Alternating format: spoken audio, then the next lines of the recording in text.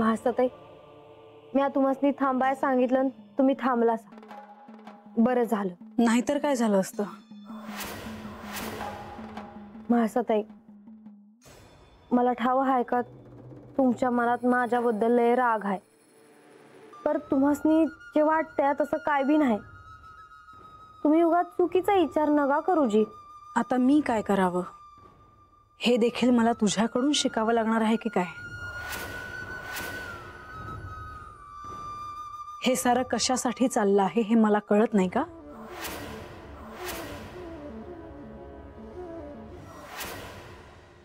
वय तुम्ही उगा नग ते मनात धरून बसला आहेसा. मग आता तूच सांग मला हे सगळं कशासाठी चाललं आहे ते. तुम्हाला खरंच जाणून घ्यायचं असेल तर मी सांगते. महासाताई, जसं तुम्हाला तुमचं मूळ रूप जाणून घ्यायचं आहे तसंच मला बी माझं मूळ रूप जाणून घ्यायचं आहे. मला इतकंच ठाव आहे का महाराजांच्या या आख्यानामधूनच मला म्या कोण आहे ते ठाव होणार आहे आणि तसंच तुम्हाला बी ते कळणार आहे. तुम्ही आणि म्या आपण दोघी जर हात असू तरच आख्यान होणार. आणि असं असताना तुम्ही जर आख्यान सोडून जायला लागला तर कसं चालेल?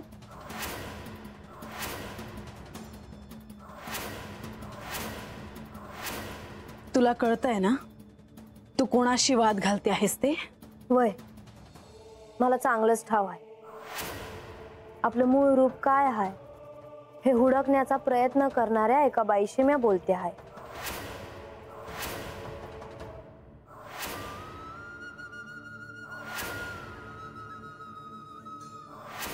सर्वांसमक्ष मला तुझ्यासारखी शोभा करून घ्यायची नाही. सगळ्यांसमोर कसे वागायचे याचे तुला जरी भान नसेल तरी मला चांगलेच आहे.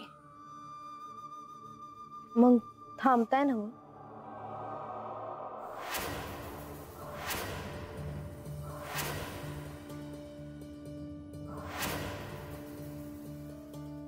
श्री गणेश, हे विघ्न दूर करा, नाहीतर अघटित होईल.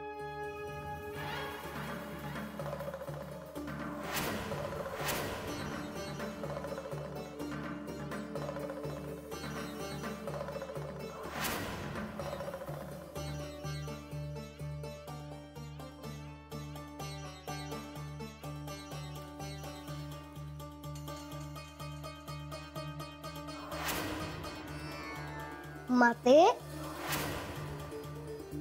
बाणे जे म्हणते आहे त्यात तथ्य आहे. तूच हे आख्यान सोडून गेलीस तर तू कोण आहेस हे तुला कधीच कळू शकणार नाही. केवळ आणि केवळ तुझ्या काय किंवा माझ्या काय मूळ रूपाचा प्रश्न आहे, म्हणून मी हे सारं करते आहे. हे ध्यानात ठेव, नाहीतर मला तुझं तोंड देखील पाहायची इच्छा नाही.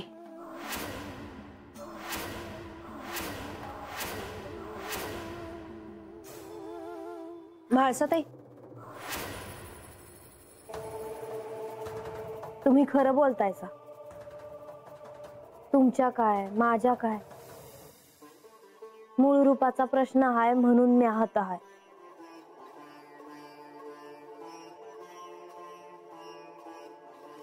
नाहीतर म्या बी या गडावर आले नसते.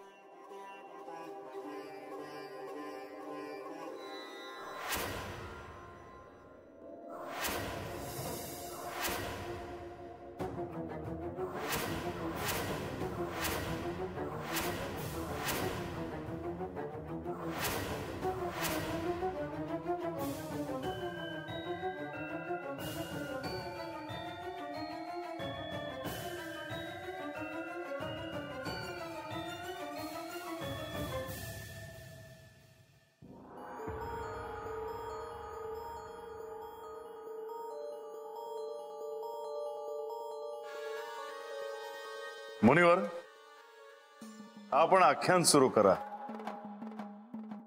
होय देवा. नारायण नारायण. तर सप्तर्षी विष्णू लोकात गेले आहेत यापासून मणिमल्ल अनभिज्ञ होते. पण त्यांना हे मात्र कळले होते की सप्तर्षी स्वर्गात गेले आहेत. मणिमल्लांनी कुंभकाला आज्ञा दिली की सप्तर्षींना घेऊन ये. मणिमल्लांची आज्ञा शिरसावंद्य मानून कुंभक त्यांना शोधण्यासाठी आणि इंद्राला आणण्यासाठी स्वर्गात येऊन पोहोचला.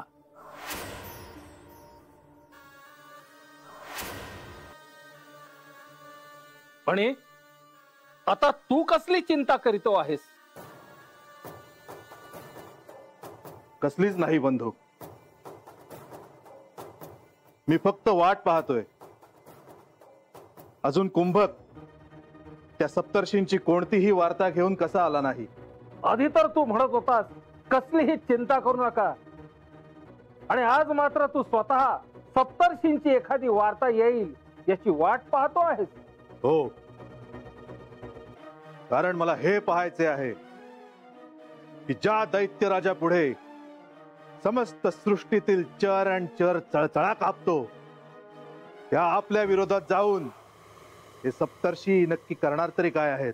देवांचे सहाय्य मागण्याशिवाय त्यांच्याकडे दुसरा कोणताही उपाय नाही, आणि त्यासाठी ते कुठेतरी तप करत असतील.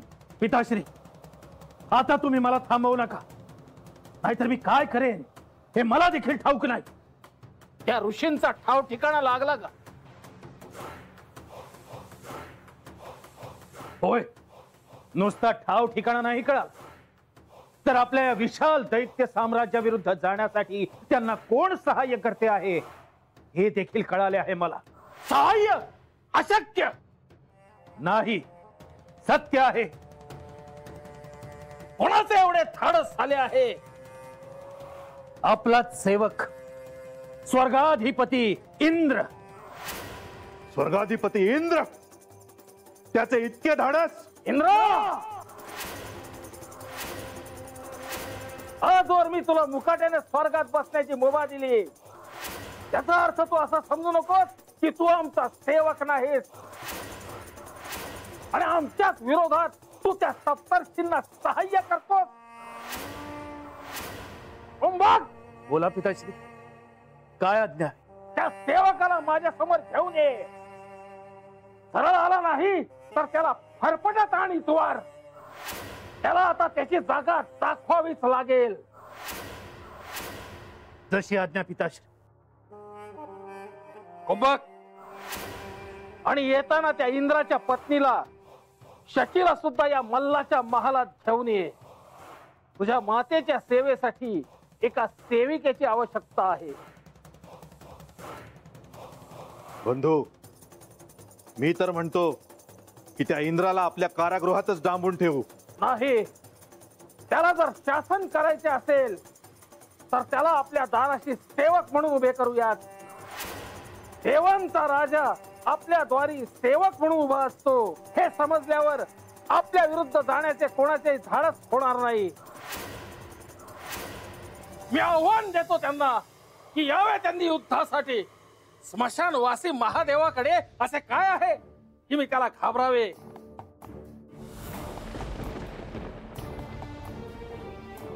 निकुंभ?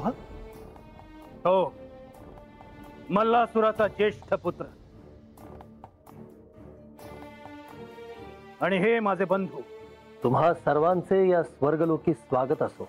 इंद्रा, तू असे स्वागत करतो आहेस की तू इथला राजा आहेस. मला ठाऊक आहे की संपूर्ण त्रिलोकावर आता तुमच्या पिताश्रींची सत्ता आहे. खूप वाईट वाटत असेल ना सत्ता गेल्यावर? निकुंभा, तू माझा अपमान करतो आहेस. देवांचं असं आहे ना की एवढी सगळी सत्ता गेली पण अहंकार नाही गेला. निकुंभा, सत्ता गेली याचा अर्थ तू माझ्याशी मर्यादा सोडून बोलावस असा होत नाही. मी अजून सुरुवातच केली नाही. मी कसा वागू शकतो याची कल्पना नाही तुला इंद्रा.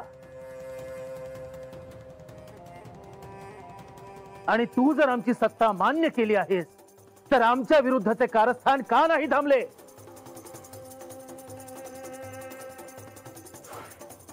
कसले कारस्थान? तू तसा ऐकणार नाही. पिताश्री म्हणतात तेच खरे आहे. तुला मल्लापुरात पिताश्रींनी बोलावले आहे.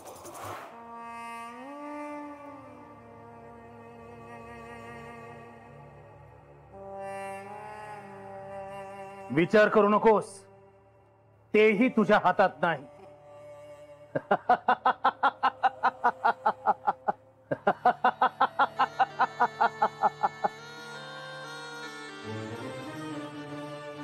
ठीक आहे, मी यायला तयार आहे. तुझ्या पत्नीला पण सोबत यायचे आहे. निकुंभा, निकुंभा, युद्ध आपल्यात झालंय. मान्य आहे, त्यात आम्ही पराभूत झालो आहोत. पण माझ्या पत्नीला यामध्ये ओढू नकोस. ते तत्वात बसत नाही. राग आला? स्वाभाविकच आहे. शेवटी इतकी स्वर्ग सुख उपभोगली आहेत. माझ्या मातेला भेटायचं आहे तुझ्या पत्नीला. कशासाठी? अरे, त्रिभुवनाचा जो राजा आहे त्याची पत्नी आहे माझी माता. तिची सेवा करायला सामान्य स्त्रीला ठेवायचे का? मी हे कदापि मान्य करणार नाही. काय झाले? शची, तू राजवाड्यात जा. हे कोण? आम्ही मल्लासुराचे पुत्र आहोत. तुम्हाला आमच्या सोबत यायचे आहे. चलावे. शची, मला वाद नकोय. मी आपल्या सोबत यायला तयार आहे.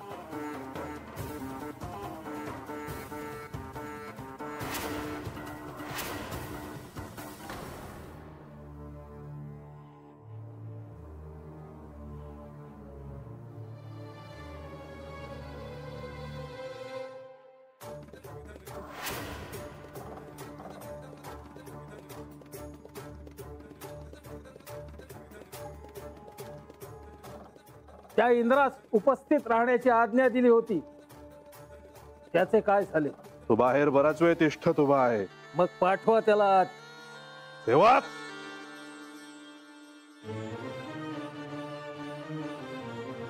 त्या इंद्राला आत पाठवून दे.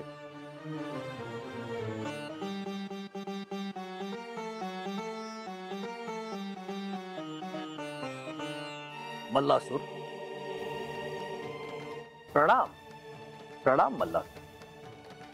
आपण मला बोलावणे पाठवले? तुला काहीतरी विचारायचे आहे म्हणूनच बोलावणे पाठवले. विचारावे. तू सप्तर्षींना जाणतोस? सप्तर्षी? सप्तर्षी कोण बरं? सप्तर्षी आठवण्याचा प्रयत्न केला तर आठवेल इंद्रा. हो हो, सप्तर्षी ना. हो हो, ओळखतो ना. त्यांचं काय? तुझ्याकडे ते सहाय्य मागण्यासाठी आले होते असे मला कळले. हो, म्हणजे तुम्ही त्यांचा आश्रम उद्ध्वस्त केलात,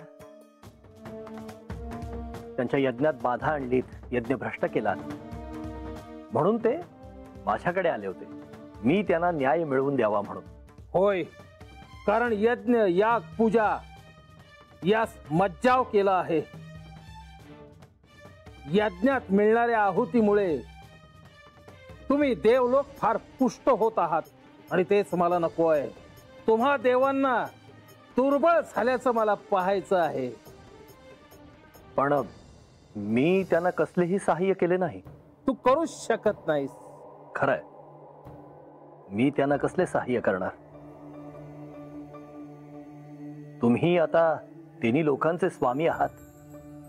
स्वर्गावरही तुमचंच राज्य आहे. मी तो केवळ सांभाळतोय इतकंच. तू त्या सप्तर्षींना विष्णूकडे जाण्यास सांगितले होते असे आम्हाला समजले. हे सत्य आहे? मी पाठवलं? मी आत येऊ का? या ना. आपण स्वर्गाधिपती इंद्रांच्या धर्मपत्नी ना? हो, पण ना आता ते इंद्रपद राहिलं ना ती सत्ता ऐश्वर्य. आता आम्ही तुमचे दास आहोत. कृपया असं म्हणू नका. माझे पती मल्लासूर आणि माझा ज्येष्ठ पुत्र निकुंभ हे काय करतायत याचं त्यांना भान नाहीये. तुम्ही बसा. नाही नको, राहू दे. तुमचा ज्येष्ठ पुत्र जे म्हणत होता ते आणि तुम्ही जे म्हणत आहात ते यात खूपच अंतर आहे. हो, कारण ब्रह्मा, विष्णू आणि महेश या त्रिमूर्तींच्या पुढे कोणीही नाही यावर माझा विश्वास आहे. आणि श्री महादेव हे लयतत्वाचे स्वामी आहेत. त्यामुळे त्यांनी जर विनाश करायचं ठरवलं तर त्यांना कोणीही थांबवू शकत नाही यावरही माझी श्रद्धा आहे. पण मग सगळीकडे असं भयाचं साम्राज्य का? मणिमल्ल हेच त्रिभुवनाचे स्वामी आहेत असं का सांगितलं जात आहे? मला ते मान्य नाही, पण माझं ऐकणारे इथे कोणीही नाही. पतीला सत्तेची आणि पुत्राला ऐश्वर्याची महत्वाकांक्षा आहे. त्याला कोण काय करणार? हे ऐकून तुमच्याविषयी आदर वाटलं, पण माझं काय करणार आहात? मला इथे तुमची दासी म्हणून पाठविले आहे. हा काळ संयमाचा आहे. धीराने घ्या. यातून नक्कीच काहीतरी मार्ग निघेल. नाही नाही, हे हे सर्वतः असत्य आहे. इंद्रा, हो, मी पाठवलं म्हणजे झालं असं की मी त्यांना सहाय्य करण्यासाठी असमर्थता दर्शवली. ते बिचारे सप्तर्षी आगतिक झाले आणि मग मी त्यांना सुचवलं की तुम्ही पण मी केवळ सुचवलं.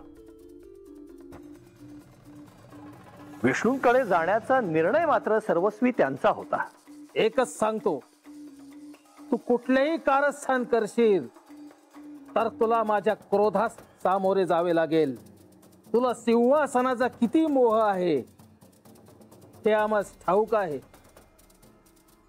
आणि त्यासाठी तू काही करायला मागे पुढे पाहणार नाहीस हेही आम्हाला ठाऊक आहे. याचा अर्थ तुझ्यावर आमचे लक्ष आहे. मी असे काहीही करणार नाही. निश्चिंत असा. ये आता इंद्रा. प्रणाम. प्रणाम मल्लासूर.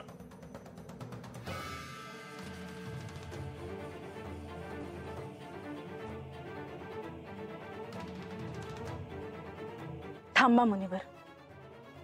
आधी मला यांना काही प्रश्न विचारायचे आहेत. तो दैत्य तुम्हाला काहीही बोलला आणि तुम्ही काही न करता स्वस्थ कसे बसू शकलात? तो तुमच्याबद्दल अपशब्द बोलला आणि तुम्ही ते कसे खपवून घेतलेत आणि का? हे असेच घडणार होते. त्याला त्याच्या कर्माची फळं मिळणारच होती.